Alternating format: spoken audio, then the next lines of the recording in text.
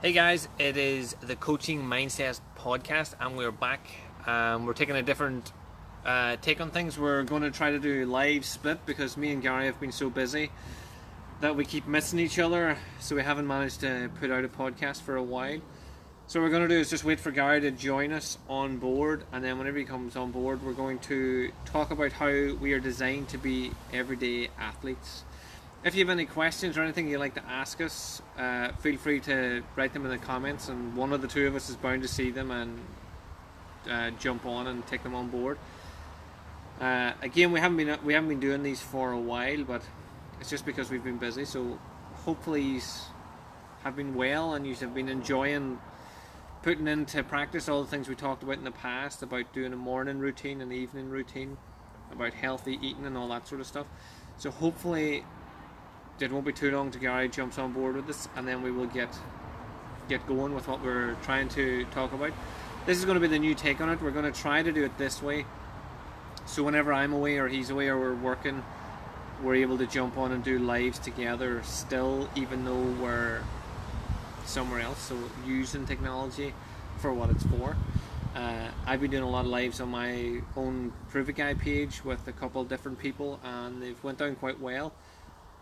So hopefully this new take will make it easier for us to put out the podcast, and it will make it easier for you guys to tune in and take heed of what we're talking about, and to ask questions and interact with us as well. So with the both of us doing it this way, we'll be able to see the questions coming up as well. So hopefully again, Gary won't be too long, and if anyone has any questions that they want to ask or have any questions that they want to throw up, then feel free to do that. And once Gary gets on board, we'll talk about everything that we're going to do. So I'm going to play about here until I find Gary jumping on board with us, which again shouldn't take long, but you know, technology's terrible. So I'm just adding Gary now, and that will be that, because I'm great at technology, and it turns out that nobody was allowed to join us initially, so I had to switch that over. Hello. Hello. You By way of a better boldness. And you look like a giant head, and I look like half a person. Yeah, so it turned out that we had it set that we weren't allowed to add people into the conversation, so I had to change that there. That's what all my faffing about was I was waiting for you to get involved. Sorry, my bad. I'm not gonna lie, phone was on silent. I look very. It must be the light. I look very like orange. Are you preparing for when Trump was over? Yeah, I know. I'm gonna turn it up because I couldn't hear you. So, what have you been at? We haven't done. It's been a while since we did a podcast. So, have you been doing anything exciting or anything that you would like to chat to the viewers about? Yeah, well, I suppose the biggest thing at the moment, Core Kids is kind of taken off, and we've been doing our camps. So we have been running our Core Kids camp. So we camped from kids from 4 to 12 years old, and we had one. Our first one was in Rosnila, which was fantastic. So we're actually on the beach with the kids, shoes, socks off, everything, and we just had already found season socks. Mine's just you're stinking. It's because I'm outside. I know, but anyway, yeah. So we did that, and it went really well. We actually had a family Friday day as well, so all the families came down and they actually did the games with the kids. So it was a good way of kind of incorporating everything, that the kids could go off home and try and play some of the games with the family. But it was just great to see the buzz around the place, and all parents getting involved, parents laughing, joking away, kids were excited to show the parents what they'd learned. So it was a really, really good day. And then we just finished this week. We finished our second camp in New Sport Noma, and it was our first multi-sports camp. So it was quite good because we let kids do a variety of different sports. So we had tennis, basketball, bear with me, tag rugby, football, gymnastics, just loads of variety of stuff. So my van was packed to the gills, with just loads of equipment. and there's so many kids like had never held a tennis racket before, or even shooting a proper basketball, or even having something simple as a tag rugby around them. And they just loved it. And again, with our family Fridays, and even though it rained for the first time in I don't know how long yesterday, the the parents just got involved and were laughing and joking around, and the response too we got on Facebook and from one's texting was very positive. So yeah, that's kind of what I've been doing. And what about yourself, Liam? What have you been at? So, so you saying that your camps are incorporating everything that we talked about every other time we've done the podcasts? We talked about how kids should try different sports and try different things. So that's what your your camp is all inclusive. It's not just football or just Gaelic or something. It's for everyone to develop every sport. Would that be correct? Yeah, it's not even to develop; it's to try. It's to it's to spark that interest or spark that experience, because we talked about it before. Kids may have a negative experience of, say, playing football or playing a mainstream sport in this country. So you're bragging that down to football, Gaelic, rugby, hockey, more or less in this country. Yeah. So have they ever played basketball before? Have they ever picked up a tennis racket before? Even depends what side of the community they're on. Depends what school they go to. Have they even held a rugby ball? Some of the kids we had in the camp never played Gaelic, and we did that one day. So it's, first of all, it's giving them experience of it, but then to turn around and go that, well, you could actually enjoy this a lot more and could be really good at this, or it could be another pathway. You mentioned, we were chatting earlier. You mentioned the post I put up about 11-year-old doing their ACL. You like that wee Yeah. segue? Yeah. And so there's an 11-year-old who pulled or did their ACL, tore their ACL at 11 years old. That is crazy. And For people that don't know, what is your ACL? so it's more or less the Knee. ligaments that hold your knee together. So It's your like knee. Yeah. that's it. So Yeah. the more or less hold your knee together, and if you didn't have those, you just crumble. So it's really, top athletes get it. A lot of people get it now, especially in the hard ground. And it's just maybe through fatigue and overuse or just a bit of twisting. But anyway, it shouldn't happen to 11-year-old. Not Yeah. that common. I fully agree with And that. one of the things that kind of they said it was actually, it was a doctor that posted. I reposted it, and he asked the dad, "Well, what other sports did she play?"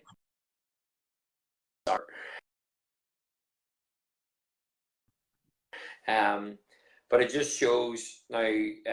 Funny, another guy actually comment on the post, and he says, "Yes, I agree. It could be specialization, but it could be to other things." Which again, I agree with. It could have been fatigue, could have been poor coaching, could have been nutrition, could have been all that. But simply by specializing, you increase the risk of injury. Doesn't mean if you specialize in one sport, you're not going to get injured. You could go through it and you could be fine.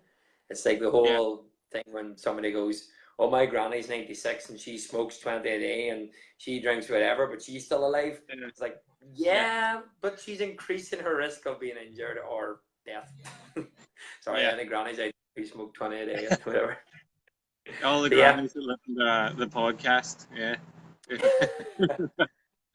I know, but Happy I dog. agree with what you're saying, and I do think that a lot of people, when you specialize in something, you still, if you're specialized as a weightlifter, for example, there's no point you doing a load of yoga to become super flexible, because that takes away the structure that you need for holding really heavy weight.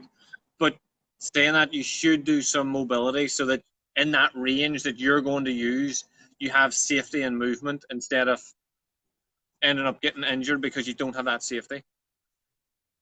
Yeah, no, definitely. And it the other thing I said too was, if you specialize at such a young age, you're increasing the risk too of lack of motivation and passion for that sport. Because if you're taught from an age, this is the only sport that you're good at, this is the only thing you're doing, and when you work on every day, every day, every day, every day, every day, and not doing anything else, then more than likely you're going to obviously increase the risk of injury, but you're going to drop out. And that's why dropout rates are so high in some team sports, because maybe that's all they did, and they're like, I don't want to do this anymore. Yeah. That's why a lot of gymnasts retire at like 15. So they Yeah. do. Same as TIE Yeah, fighters. The TIE fighters are done by the time they're 21. Can you yeah. read the comments that are coming up on this post as well? Can you see them? No, I can't see any comments. What do they say? There's a massive one. There's lots of stuff. Owen Mooney. Do you know who Owen Mooney is? Yeah, yeah, Owen Mooney, yeah. Hi, Owen. He completely agrees, but says it's important for children to play a variety of sports. The biggest positive here in the US is that there's a lot of our kids in the RGAA program play 3 or 4 and sometimes 5 other sports. There's more, but I don't know if I can open it. I can't open it.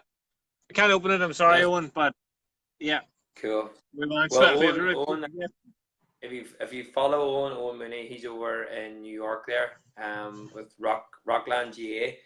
He's actually was employed by them as a youth development officer. So Owen, he puts in some fantastic work, massive hours too. Which, by the way, if you're being involved in sport or business or anything, you need to put a lot of hours in. But Yeah, he's done so much positive work. He's trying to even getting the kids. And the good thing about Gaelic maybe is that they do have a code where you can play Gaelic and you can also play hurling or camogie. You can play handball. You can do Irish dancing. You can go into the score, into the musical side of it too, which yeah. develops different parts of the brain and everything. So but Owen, what they do there is I've seen a lot of the work that he's done. We were actually trying, just didn't work out this year, for me to go over and do a camp over there as well, or even try and do some talk because he was keen on getting myself over and do a little work with their coaches, just telling them why it's important to teach our kids to move and before even playing sport or how we can actually get them keen on it. So thanks, Owen, for the feedback. And you were saying there that Owen wants a mindset guy to go over to New York as well. Did you say? Yeah, yeah. One one's usually we come as a team. We're a team on. So yeah, the coaching mindset podcast and Liam O'Neill, the previous guy / Cora and I, Core Kids, we're all over it. We're all over it. But yeah, Uh, because it was go you ahead there, my friend. I was just going to try to get us back on track because we're sort of off tangent, but it's all linked. But so what is the name of our podcast today? Is that we are born to be an everyday athlete.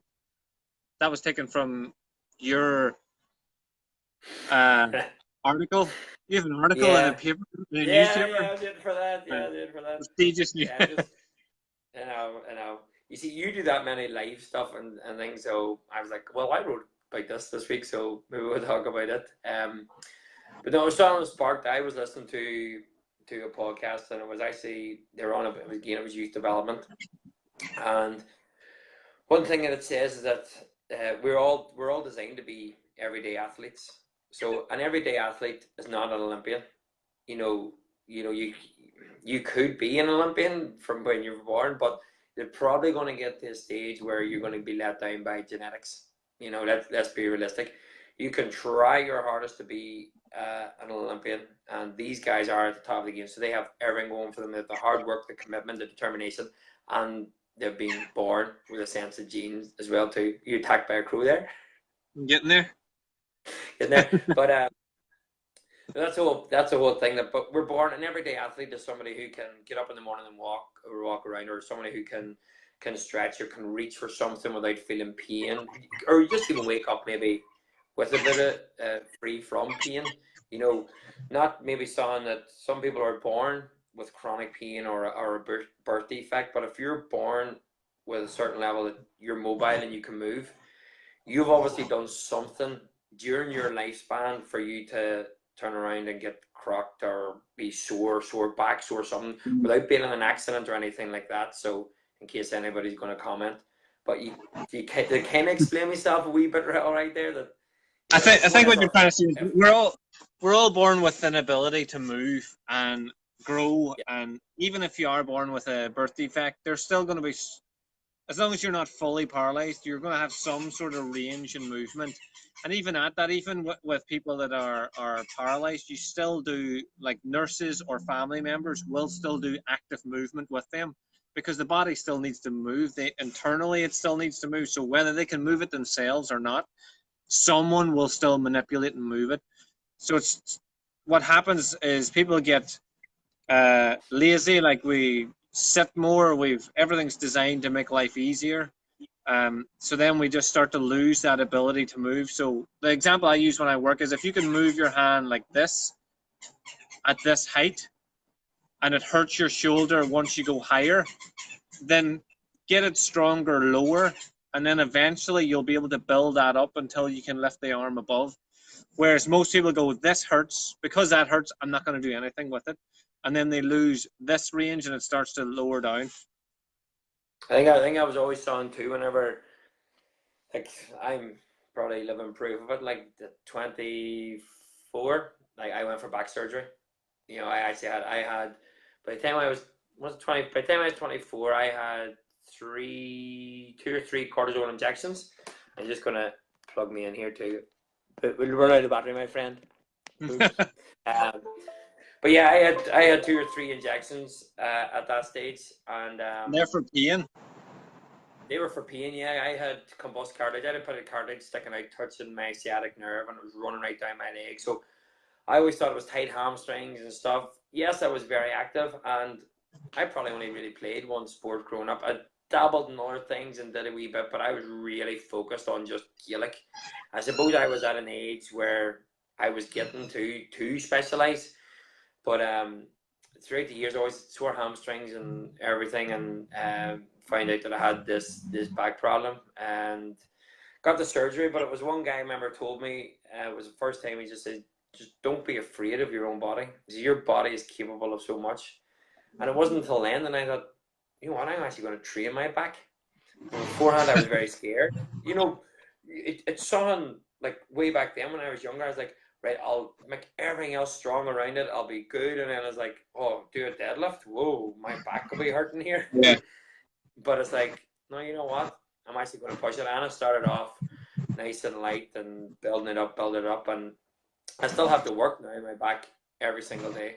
I do my wee morning routine, my wee stretch, and it does help. And there's times like last night, I was chilling out, I was on doing a bit of work on the phone, and we just watched a bit of TV. This morning, I just knew that I was sitting for. Oh, I've lost Gary. I'm not sure if everyone's lost Gary, but I definitely have. When he plugged in his phone, he probably. Oh, go it? Yeah. So I think I was getting a phone call. Oh, We I turned lost on you me. for like 10 seconds. Yeah, We no, I lost. know. Know what I should do? And my phone's not in airplane mode. I can see the comments now. So Colin's watching. Sharon Kelly said hi. Yay, we're all in. So yeah, We but yeah, lost you that you were sitting about and you knew watching TV and stuff if you had been sitting about, and then I lost you. So so when I woke up in the morning, when I woke up this morning, I just knew that I was sitting about for too long. That my body, that's the way my body reacts. That I can't sit for that length of time. So I woke up and I was a wee bit. So I had to do an extra wee bit of stretching, and actually went out for a run this morning. Just got up and just moved, and it did feel so much better. I know I've been doing a bit of work now in the computer today, and I'm gonna go and watch the Tyrone match as well. So come on, Tyrone. whoa. Oh, so even before I go now, I might just even have you were around at the house earlier, seen the kettlebells sitting in the garden. I just kind of leave them there now, so I can just pick them up and do a few swings, do a few squats, and just loosen the body up a bit. But yeah, so that was kind of the point we're getting around is that I actually was at a stage where I thought I was active, but I still wasn't looking after my body right. I wasn't moving right, but until the back surgery, now I've really had to tune into it, and it's probably took me to where I am now today, in terms of really Even getting you're saying fitness like moving. a lot of people I find that they get an injury and Shimon says hello. They get an injury and then they get scared of it, so they run away from that injury and try to build around it. And then they end up getting surgery, and like you've got the surgery, but you still have to now do the mobility and the strength work. So there's a Yeah, chance that if you had just did the mobility and strength work in the beginning, you wouldn't have needed the surgery. I'm not saying aye, that people shouldn't go for surgery if it's needed, but I think it's something that people again look for an easy way out, and surgery sometimes to people can seem like an easy way out. But if you just maintain a little bit of work throughout your whole your whole day in life, then you can end up being loosening yourself up anyway. Oh, definitely. Well, I always said too, the best thing I did was actually go for the injections first. Got the cortisone injection first because I was young. I didn't really know. Got the injection and gave it 6 weeks, whatever was recommended, and went back out and started playing five-a-side or whatever it is, and felt the pain coming back again. So each time I started getting it, I started to learn a lot more about my body. So by the time I went for the surgery, I knew, right, first of all, pre-surgery, I worked my ass off to get myself, even everything around your core, everything like that. I just focused on, right, let's get everything strong around it. I recovered so much quicker. And again, then I Yeah. wasn't afraid and I had more knowledge to go, right, well, I know not to push my body too much, but there's also a limit where I have to try and push my back, test it, and I just understood my body a lot more after going before I went for the surgery. So and it's funny, there was another guy in the town who was going for the same surgery, and he just texted me, he goes, what do you think you should do? And he spent weeks thinking about it, talking about it, and I just told him exactly that. And he worked hard and hard before surgery and post surgery, and hasn't looked back. But he was just, I think he was a lot more severe to than me, but the same principles applied, and that was good. So yeah, that was it. And then another bit of a segue. So we're talking about being an everyday athlete, and we're all kind of born like that. It goes back to all youth development, and people always talk about, say, if a kid was very good at a certain age, and oh my god, they've really come on. But our biggest athletic development is from when we're born until we're 2 years old. Because whenever you're born, you're just this cuddly little bundle of joy who can't sit up straight, who can't lift their head. Is there something going on in the back of your background there? No, just whenever you're calling them wee bundles of joy, No, you yeah, hadn't. little bundles of joy. No, what do you call it? So, but yeah, if you think about it, from birth to 2 years old, you're like this. You can't move your head, and if you sit up, you're gonna fall. To 2 years old, you are jumping on top of tables. You're climbing sofas. You have no fear. You're rolling. You're jumping, and like throw a toy down for a 2-year-old and get them to pick it up. Like 90% of the time, they'll squat with absolutely perfect form. Yeah. I haven't seen a child yet who automatically does not go down and ass to the grass, knees driven out, chest up high. They'll even sit in that position and play with the toy first Yeah. before standing back up. So we're born like that. So it's how we get away. Everyday life is taking us away from being an everyday athlete, if you know what I mean. Because we get lazy. People get lazy doing. Uh, my whole family's milling about, and if they mess about, I'm going to put them all on life. No, I think it's good. Like, people get lazy with what they're doing, and they forget, or they tell kids off for sitting down, and they tell kids off for everything that they're doing, and then they stop playing because we shouted, "Don't play, you'll fall." So we invoke fear in them, like, don't climb on that, you're gonna fall. Let them fall. Unless it's something like they're gonna die. Like, let them trip over. Let them stub their toe. Let them trip. Let them, like, make a mess, so then they can learn themselves, instead of parents spending time telling their kids to stop doing what they're doing. Try to do what the kid's doing. And whenever you, like, the amount of parents that have said to me, look at that, look, my kid can squat really well. Why is that? And I go, because that's what we're supposed to be able to do, but we've got lazy over time. So I think, as a parent and as someone that works with young people and things like that, it's your duty to improve those 2 years and coax them into doing, like, yeah. I know I'm going on a wee bit of a rant here, but you see them trying to get kids to walk, and they spend ages, and they're like, come on, move over, walk, and it takes ages, and then once they can walk, it's almost like the parents, like, right, that's that done, and they just forget. They don't make them. They show the family, look, wee Betsy can walk now, 2 feet or whatever, and then they just give up instead of challenging the walk, like putting obstacles, making them learn how to step, not only walk but move better. I think Yeah. if everyone understood that the 0 to 2 was the fundamental development of the body, you could develop your child on a lot faster than we tend to do. Yeah, no, because the thing is as well too, and I incorporated it in all the kids program, all my adult programs, is we get kids walking and we keep them walking, which for their own physical and mental development is keep them crawling. You know, I hear people saying, "Oh, my child hasn't walked since they were 2." Well, what were they doing before that? Oh, they were crawling. Okay, well, that's probably one of the best things they can do, because walking and crawling, well, crawling's better because you've got that cross pattern as well from the brain. Yeah. So if you can get a child to even putting their right hand across the ear and touching the left shoulder, once they go past the midsection, then that's development. You'll find a 2-year-old, if you get them to even come across or touch their opposite knee, will find it really difficult, because Yeah. their brain maybe isn't developed for that stimulation of going across. So you know that big word for it. You knock it out of the park there, Liam. What? You're just talking about No, cross the crawl. Cross cross, crawl. I just call it the the cross cross. crawl exercise. Every time we use fancy words, we lose people. So you're just I doing a know. cross crawl. Your body's reaching Just across. cross crawl. Left and right If side of the you, brain are working. yeah, because it's like when we do bear crawls and we teach kids to do, even monkey crawl steps, it's left hand forward, right leg forward at the same time, and getting that pattern. Now, I always teach people, it's like, oh, why are we crawling? Why are we doing? I was like, well, go in your crawl position, then go stand up, and now do the same movement. And what is that? And I go, that's running. Yeah, perfect.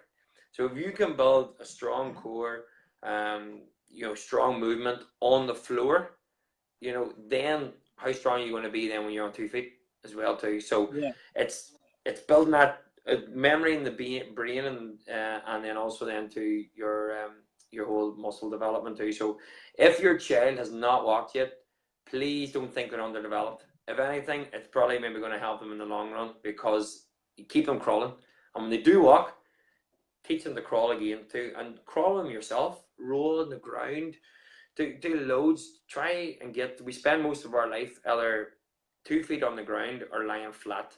We don't have all fours on the ground. We don't roll. We don't crawl. We don't jump. We don't hop as well too. So try and do that as much as you can, for your own kids' development. So yeah, that's Even that's it. even just maintaining a crawling, like a bear crawl position. I remember we did it one day where I said we're just gonna, like, you could stand for ages, you could stand for hours. Try and maintain a bear crawl position for 5 minutes. Like, you have to work your whole body engagement.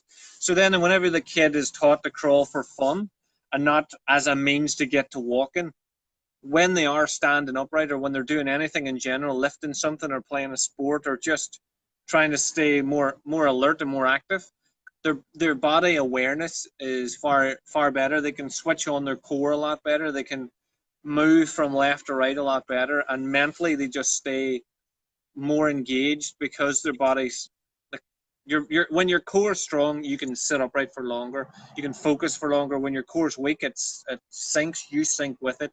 And then, like, even just in general, if everyone who was watching tried it, you sit upright, you feel more empowered, and you sort of shrink. Like, if I did this like this, if I stayed like this for this whole podcast, nobody would engage because I look bored, I look slack. So if I'm sitting like this and getting more comfortable, it's creating a different mindset for the people watching. It's You hard look to like engage somebody with I love, them. Love Island now. Just I'll take my top off, then I'll be more Love Island nah, you're, and you're too talk small, about lad. Royal. You need the gains. You need the gains. I have the gains. What are you trying to say? I have all the gains. Just it's all leg day. You just can't see it because it's legs crawling. All from crawling gains. So I'm Well, an that's good. athlete. The gist of it.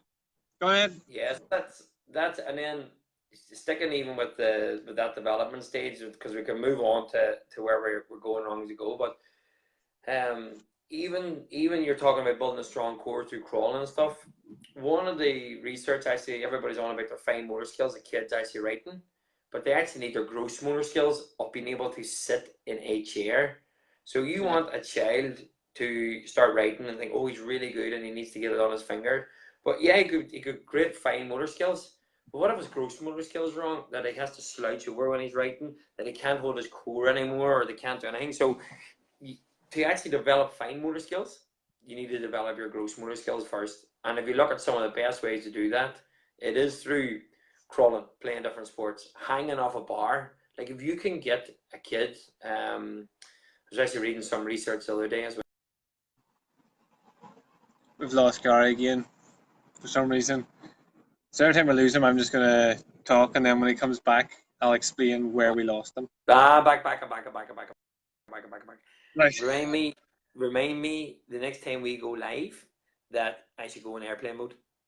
Well, you shouldn't be such a busy man with all your phone calls and all. That's what's going on here. People are phoning you going, them people ringing you should be listening to this podcast. Yeah, they should either listening or crawling. One or two. Yeah. Listening or crawling. I think a good... Go on ahead. I was going to say just, Dan, I don't know, I got cut off about the about having the gross motor skills actually for a kid to write. So by hanging, by doing your crawling, by doing your rolling, actually don't concentrate too much on how they're holding the pen, but how they're holding their body upright when they're doing it. Because we expect then our kids to sit on a chair for X amount of hours a day in a school. And no wonder they're coming back with everything here. And now they've got the extra thing of text neck, which is now a medical term. Where they've got the extra pressure. I think by every tilted degree, you increase the body weight of your head by like 10%. So for everything, so you have an extra 10%. Like my head's big enough for to have an extra weight going right on my spine. It's massive. So shoulders up, chest out. A good example of it is like my background's in martial arts, as we keep talking about. But the first martial arts in the Shaolin Temple was developed because the Shaolin monks were terrible at meditating. They couldn't hold their selves in a meditative pose for too long because structurally they didn't have that strength. So Tat Mo, the guy that came up with the Qigong, the whole point of it was designed to increase strength in the core and strengthen the body, not so that they're stronger or ripped or that they could do cool stuff. It was just so that they could sit. They just wanted to rip their tops off to the monks. That wasn't even the point of it. The point of their martial art training was so that they could do the small things. So they focused on the massive stuff so that they could develop the little things. And all they wanted to do was be able to sit upright and meditate. Yeah, and it just shows you. And then I think that takes us along to how we lose out being everyday athletes. So through childhood, there's different things maybe that prevent us. We're not saying that everybody's going to be crippled thing, but there's simple things that you can implement simply as a child. So getting them to crawl, getting them to play a variety of sports, getting them to have fun. You having fun with them is not only going to help develop them, but it's going to help develop the adult to be an everyday athlete. Then when we look now at society, we got to look at majority of the time we're sitting, we're either traveling. A lot of people have to sit for work. Even now, construction jobs and everything now is getting more paperwork. So you'll find now a builder who maybe finds himself active 10 years ago might now have to sit and write reports on health and safety or whatever. So again, it's all coming down. There's modern technology is taking over, and it's fantastic. We're not saying that any of this is wrong. It's but how do we adapt to that? So if you are finding yourself sitting for long periods, can you set an alarm and get up for 20 minutes? Or even when you're sitting there, sit in your bed, take your shoes off and socks off and let your feet connect to the ground and simply do calf raises from your toes. You know, just even any sort of stimulation. I know a lot when we would sit and talk, Liam, you would just literally put your leg across your hang and just start rubbing your feet. I'm doing it right now. I was doing it now. Yeah, I am, and I was thinking my hands and feet are kind of out of shot, so it might look weird, but it is. My foot is in my hand. It's not like I'm not doing anything like it's not dodgy. Yeah. I think since we're on about being an everyday athlete, I know I put it in a lot, but food is important. And as parents, you have the opportunity to teach yourself and your children how to eat better. If you want your child to be healthy, then you need to fuel it with healthy stuff. So if you want your child to be an athlete, you can't expect them to be an athlete on Pop-Tarts. Pop-Tarts? That American thing? I know, but my wee niece was at my house yesterday, and she was eating. I haven't seen a Pop Tart in about. Yeah, Pop Tart. Pretty So awesome. so I they know. exist. Yeah.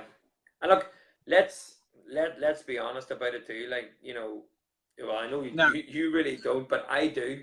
I go off. I go off. As there's people say, "Oh, you eat so healthy," blah blah. I say, I'm not gonna lie. If there's cake there and I want the cake, I is going to eat the cake. I'm not going to you use know why? What are you doing? exercise or food as a kind of like a reward. Are you talking to someone there? I'm a I bit flow. house is I'm a bit surrounded by flow people. here. No, but Continue. I look, can hear you. you what, sorry? I can still hear you. Work away. Oh, right. So yeah, look, if we're gonna have there's food there for us to eat. There's delicious food there. There's chocolate. There's crisps. There's whatever it is. First of all, don't feel negative about eating it. Don't go around in this vicious cycle of. I always think of it was actually very funny, but Austin Powers, fat bastard. He's like, I eat because I'm fat, and I'm fat because I eat. It's a vicious cycle. I was like, shit accent, but um, That was brilliant. but it's true about all that. And as a parent too with Josh and trying to get him to eat as well, it can be very difficult at times. There's no doubt about it. You can try different methods and everything. And what I do as well is, I don't know sometimes if it was a good idea or not, but for example, now when we're in Rosnella, I know the ice cream van must come into our park about 20 times in a day. There's about five of them. So he hears it and he just looks up. I was like, look, yes, I don't mind you having an ice cream. If you have an ice cream a day, that's fine because you're outside most of the time. But before you have an ice cream, you have to eat at least two pieces of fruit. So, Yeah. or have veg or things. So There's he raspberry knows now. sauce on your ice cream count. No, Because but I think he did actually try and ask that once. But it's more so that's something we agreed with because I turned around and was like, you have to eat. It's like, look, tell me this. If I make you eat, you know that ice cream is delicious, but it's not the best for you. He's like, yes. He's like, well, would you be able to eat two pieces of fruit a day before an ice cream? He's like, yeah, I could do that. I was like, okay, perfect. So now before you have an ice cream, you have to have at least two pieces of fruit or even veg if he's had stuff for lunch or dinner. So even though it turns around and he hears ice cream van and I go two pieces of fruit, oh Danny, I want ice cream. I was like, look, this is what we agreed. yeah. We did this together. It's not me turning around and going, you need to eat your fruit, blah blah blah. So that was one way. And again, he it's quite. He always he knows me too well. He would always say, "What did he say to me the other day? Oh, there was somebody in the school, and you would have loved them." I was like, "Why?" Oh, because we just ate healthy all the time. So I was like, "Oh yeah." Well, that's a good thing Yeah. that he got a comparison to me. Um, But but yes, if you, it is. I think that's important. You were saying there that you used to came up with the rules. When I used to run the youth clubs, at the start of the year, we would write down my rules and their rules, and then we would all sign them. So I would abide by their rule, which was they were allowed to play Xbox, and they would abide by mine that they had to clean up at the end. So then, if anyone does anything that's not part of the rules or the agreement, you're able to bring it back and say, "Look, it wasn't me that like this is you came up with this. You were happy with this." So I think that's a good way to get kids into, like you're saying, like let them eat whatever they want, but try to come up with ways to get them eating good food. And a lot of people tell me that eating healthy is hard. Sometimes it is, but like recently and very recently, for the last 3 days, I thought I was a vegan. Not on purpose. I just went I went dairy free for the last 3 days, and because I went dairy free, that meant and I'm already animal free, just because I haven't been eating any. But then I was informed I'm not a vegan because you washed myself with a Dove or with Dove, and it turns out it's tested on animals or something. So So wash yourself with a Dove either you wash means I'm not yourself a vegan with the anymore. animal or with the soap. Oh, oh, with a Dove, they're so white, they're so clean. Yeah, but What do you you call know, that? Remember shooting when stars? I went dairy free, I tested Called that the like Dove I because tested all the dairy free milk, and I love coconut. I'll put coconut in everything, and I did not like coconut milk. but I like soya milk. Hemp milk was not nice. I couldn't even finish the coconut. I ended up just throwing it out. It was, and I drank some horrible smoothies in my time, but I could not finish the coconut milk. I just didn't like it at You all. like it? At all, I did not like it at all. The hemp was all right, but the soya is I can deal with soya milk. Um, but the point is just trying. Like at the minute, I'm eating vegan cheese. Have you ever tried that? No, I did. You know, you doing it off then because I bought the book too, the Happy Pair. Aye. No, I Yeah, just ran. so My diet's just been slowly getting different. I actually follow nutritionalfacts.org, and he posts all the time about different nutritional stuff. That's where the alma powder and all that sort of stuff came out of. So I that's a just like to guy. What's his name again? Hold on. doctor You see me now? something that I forget, but hopefully you have his book. His book's called How Not to Die. That book?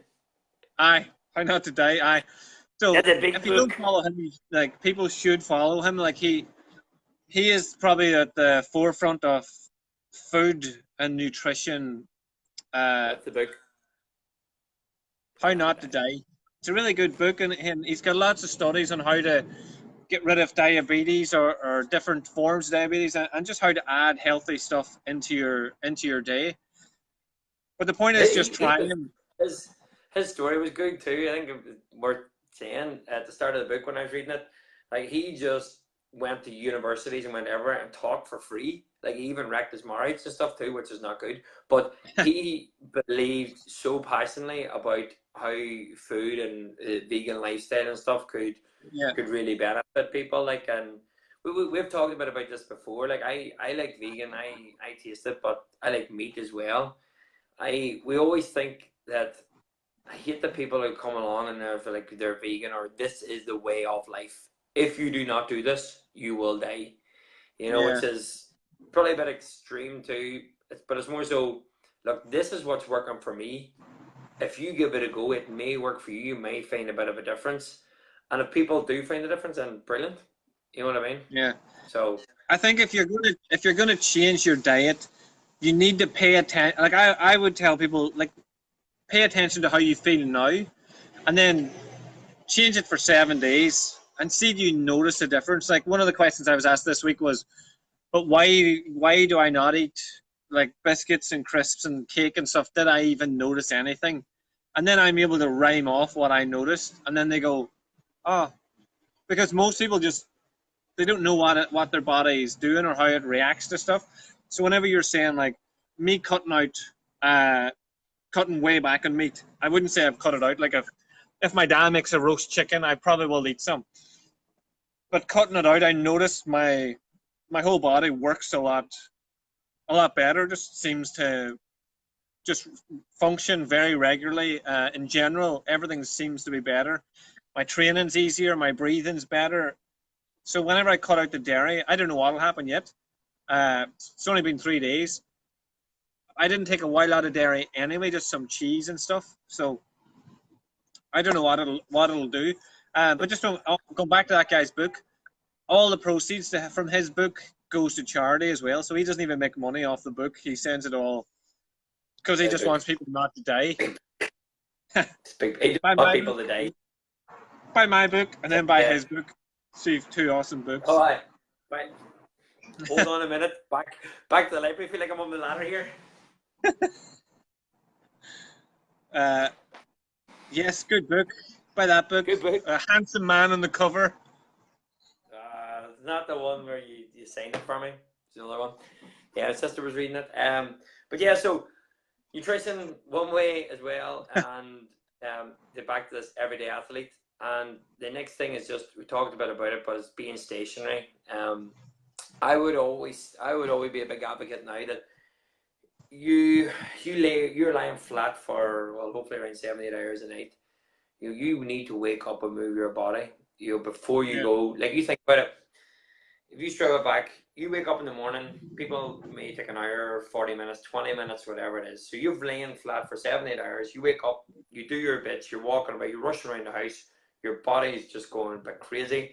You go sit in your car. Some people have to commute maybe an hour and a half. So you're sitting Yeah. down for a while.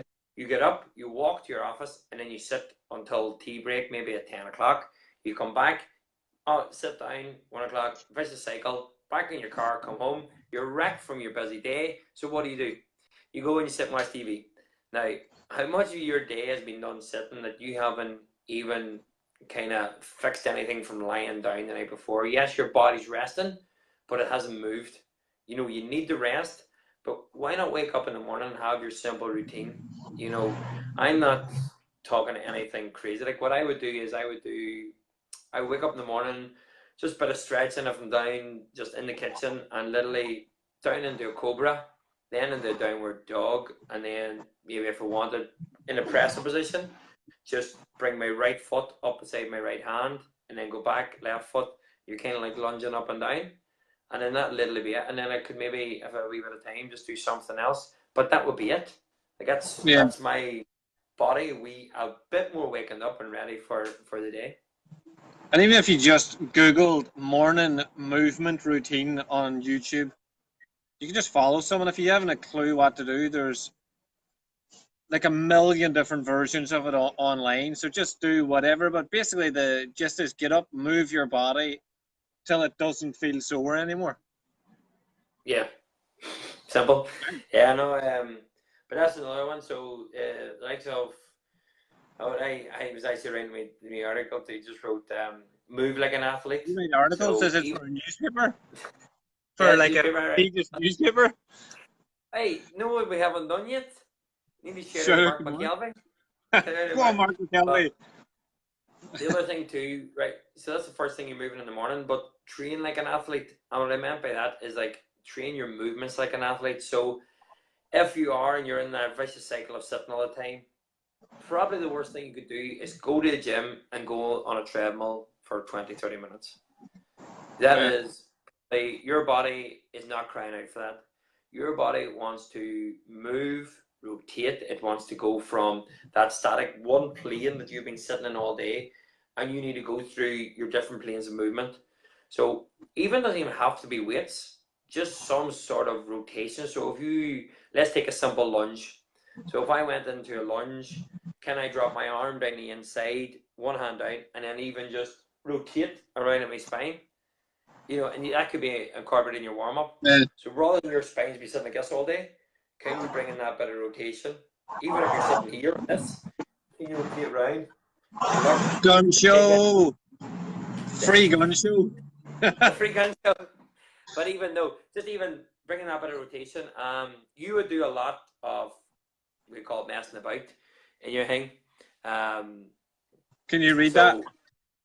So optimally functional. Yeah, Aaron also very, very does a lot of great work with kids as well too. So what did Aaron say with reference to your point, Gary, about children being born in almost optimal functional way? Can be also due to, for example, originally from the Philippines, she doesn't go to the gym yet. Her mobility is also almost perfect there. Right? Sitting in a squat or sitting cross-legged for years with no help. Yeah, perfect, Aaron. It's like, so I couldn't read it all, but Give he us the almost, gist. I think the gist of it is more or less that he's saying that culture. Well, I think he's saying his girlfriend is from the Philippines as well, and that Uh, her mobility is nearly 10 out of 10 because she sits in a squatted position, crossed legs, different things like that. Because that's her culture. That's how she was It's brought why up. most people know the sumo. It's why most people know the sumo squat as the Asian squat, because in Asia they do it a lot. Eat dinner in it, they poop in it, they just rest in it all the time. Whereas, like over here, Ito Portal made it a challenge for people to try to accumulate 30 minutes of squatting, and it's one of the reasons why now he's so massive over here is because people were so amazed at how the fact they couldn't even squat, and then he was able to do that. No, I know it brings me back. I think I shared this story before, but I was doing squats with just one school, and I had from P1 the whole way to P4. So P1's down, show me your squat. I didn't even really show them; they just bang, drop down and did absolutely perfect. P2's pretty similar. P3s, especially the boys, started getting not even down, and even started making, they call them the Billy Connolly old noise. Whenever you know you're getting old, you're starting to go, what the bit. So they were getting down, and P4s, a lot of them were shocking. But there was one guy, I think, in the P4 class who he was a little Indian child. I think we talked about this before. But his parents had just come over, and they were teachers or sorry, doctors in the hospital. So when I said squat, I mean bang, straight down, no issue, could hold it. And again, just started talking to him. I was like, well, why do you think you could do that? And he says, well, this is how we eat at home. This Yeah. is how you even go to the toilet. This is where we spend a lot of our time. Whereas we're doing what I'm doing now. I'm on a seat. I'm sitting. I eat from a seat. I sit on the Yeah. laptop from a seat. I get my rest from a seat. So it's changing that to try, or not even. Let's be honest. You can change it sometimes, but how do you counteract that to become that everyday athlete again? So that's Yeah. what we talked about, stretching. Train like an athlete. Get off your treadmills. Get off your stationary machines. Just move, crawl, jump, throw in a few free weights. Get under a bar. Move it a bit differently. Grab dumbbells, kettlebells, sandbags. Make it fun, and just move through different planes. So as long as you're Climb a stepping tree. out, Climb you trees. out there. Climb Climb trees. trees. Climb trees. Entry. So yeah, so so we talk about the food, nutrition for an everyday athlete, and another one is your recovery to be an everyday athlete. So you first of all, not only just take away recovering from training, you need to recover your body every day um through short rest periods, through sleep as well is good, and because we link this right back to what we're designed to do. We were designed to hunt. We were designed to run, climb, to run away from being hunted. Yeah. So and when we got a chance, we rested for short periods. So you might have rested up on a tree or high in a rock away from something, but you were always kind of alert. So you couldn't have actually maybe slept for 7, 8 hours unless you were in the comfort of your cave. But that's why they say that they reckon they maybe nap during the day, and it was always their different phases of sleep. Why they were never in their deep sleep, that you always have a 20-minute nap. So you're in your first phase, because you can be easily wakened from that as well. So if I'm in my first phase of sleep, then I can be easily wakened because there's a saber-toothed tiger about to just eat me, which Yeah. thankfully we don't have to do that anymore. I've been. You know how terrible my sleep pattern usually is. Like I always was quite happy with with how much I could function on very little sleep. But I've been doing a lot of research on sleep recently, and I've been reading Matthew Walker's book, Why We Sleep, which everyone again is That not. guy, is that the guy who was at Manchester United? I have no idea about football, but he was on a Joe Rogan podcast, and he's talking about different, like, the reason that we don't sleep in trees anymore is because we developed fire, because you had to sleep up a tree because it was safe, and then when we developed fire, we were able to sleep down, and that's why we could last for as long as we lasted. The fire would keep away like the saber-toothed tiger, and the smoke would keep away the bugs.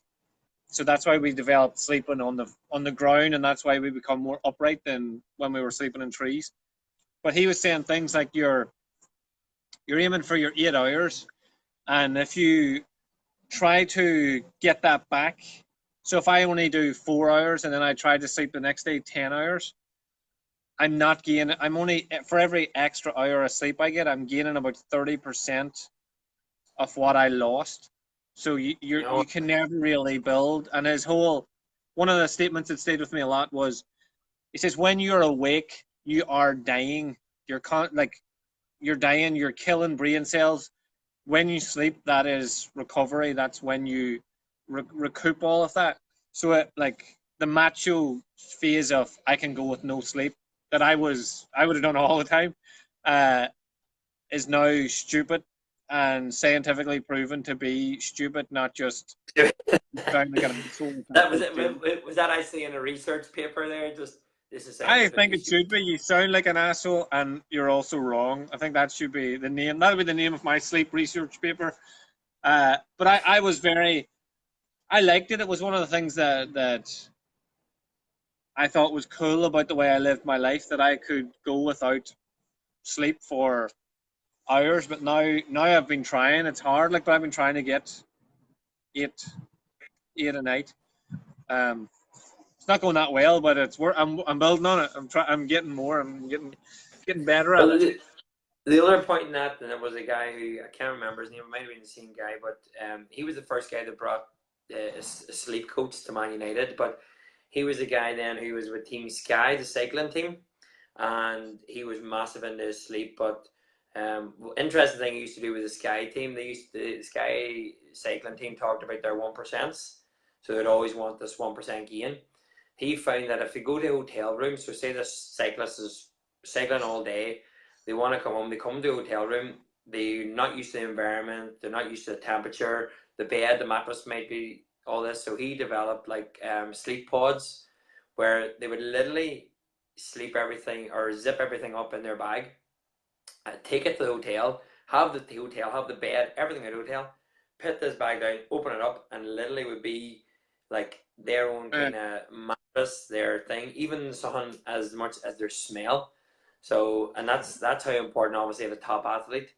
But he would always talk about sleep in 90-minute cycles.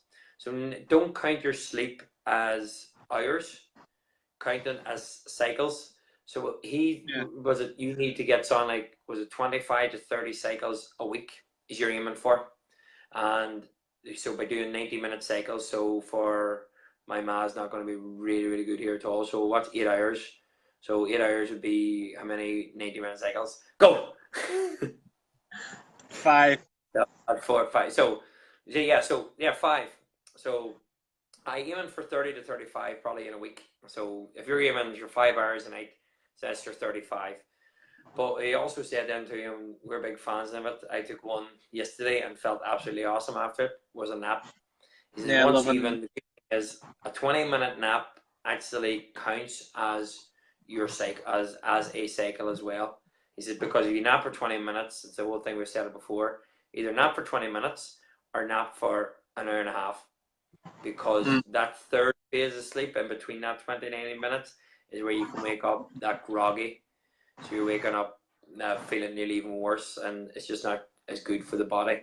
So for being an everyday athlete, your recovery and your sleep is a big one. And maybe as you say too now, get your 8 hours, or even look at it as your 90-minute cycles. Can you aim for 30 to 35 cycles in a week? But that Yeah, was a good point you made about if you do miss out, about the 30%. That's a good one. That's something I yeah. suppose you His never book's actually really fully good. catch up. Is that what you're saying? Yeah, even he talks about the way you sleep in hotels and stuff. That stems back to the our main goal in life is to not die. So whenever you sleep in a hotel, part of your brain, like your lizard brain, is going, is this safe? Am I in a safe environment? I need to be a wee bit alert because maybe this isn't safe, until you get used to it. Because again, the goal in life is to not die. But like, you could go on and on about this book, but he talks about like mammals and the way like dolphins sleep with one half of their brain and then sleep with the other half of their brain later. So like, it's fascinating to read about, just to see what you How can was that? develop within. Go ahead. How was that? I was going to do this. Funny you say about that book. I, I could get it, but I have no idea. It's in the house somewhere. Um, Um, but it's that's something I good. think if No, people are interested in their health and well being, it's something. Sleep seems to be the main. Even like randomly, I listen to a lot of podcasts and negotiation and stuff like that. And one of the guys was talking about, was actually Ben was interviewing a guy, and they were talking about negotiating and then about torture. And they're saying that the only scientifically proven torture to actually work, where you're not going to get a lot of lies or people just agreeing to any old shit, is sleep deprivation, because the body just needs to sleep, so it will you'll be more truthful whenever you're sleep deprived than whenever you're like put in pain or anything like that. So that's how there you go. important sleep is. Sweet. Uh, So getting us back to our everyday athlete, and so sleep is obviously one recovery. I talked about before. I've been now Chris Keller, go to him, try and get to him once a month, and just get a massage, yeah, because yes, I am training and playing football, but I need like a massage is, you can foam roll as well and everything. That's good, but getting that extra massage in. Um, and I think too, recovery as well. Even if you've done a gym workout the day before, you're not doing a gym work that day. Recovery is still movement. So recovery is yeah. not just falling asleep. It's maybe that's a day you try, practicing your headstands or your crawls or rules or doing something totally different. So that would be another Um, one.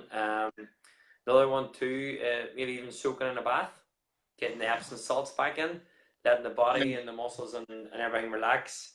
So just another few ways of just adding in a bit of recovery, I mean, to add on to that. Yeah.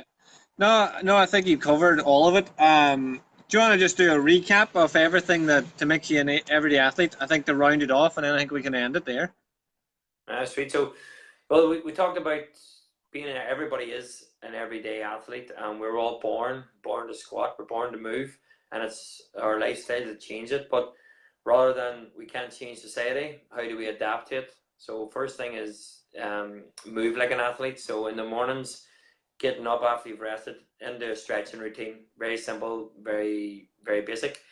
Moving on to your training, train like an athlete, move like an athlete in training. So bring in rotations, bring in different movements, sideways, backwards, forwards, through your different planes of movement. Um, then yeah, fuel like an athlete. So make sure that you are constantly eating right. Don't make yourself feel bad for having a biscuit or a piece of cake or whatever. But as long as you get on top of the other stuff as well, I know, a biscuit, a biscuit, and I don't think then anyone's so ever ate a biscuit before. Like it, true, true. Just So that's kind of move like an athlete, fuel like an athlete, and recover like an athlete. So getting your sleep in, getting your other recovery methods in, your foam rolling, your massage, your bath, getting the nap in whenever you can, and then just get have back sex. and yep, have Sex sex. is Yeah, good for recovery as well. So people should do more of yeah. that. Well, that's another thing, dude. Like that's what we're born to do. Like Yeah. that's a natural urge. You're born to have sex. You're born like you just some other people just want to fuck anything like so Yeah. how is it you like you know what I mean? But do you know what I mean? Without sorry for offending anybody there for cursing, but that's it. Like we're born to move. We're born to eat. We're born to recover well enough, and we're born just to make love. Call it To that, Liam. breathe. Yeah. Um, To reproduce. reproduce. Yes. Yeah, I think that's pretty good. I think we covered everything that we wanted to cover and more. So I think we'll end it there. Sweet. So, yeah, and again, this is a new format we're going to try out and try and see. So, open to any questions, anybody, any feedback. Thanks for the guys too who did comment.